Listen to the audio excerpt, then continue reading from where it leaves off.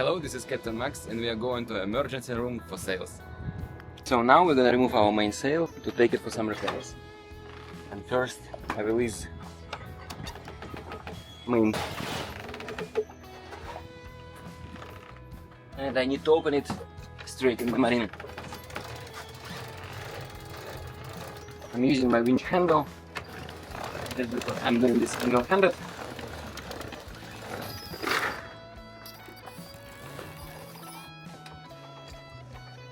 Here is our mainsail. Our main hail yard, which is used to hoist it. Here inside, okay?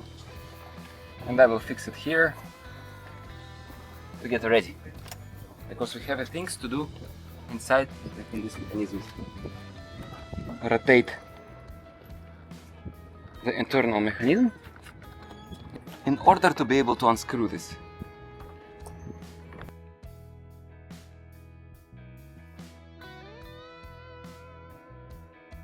And now the bottom part of the sail is free to go down.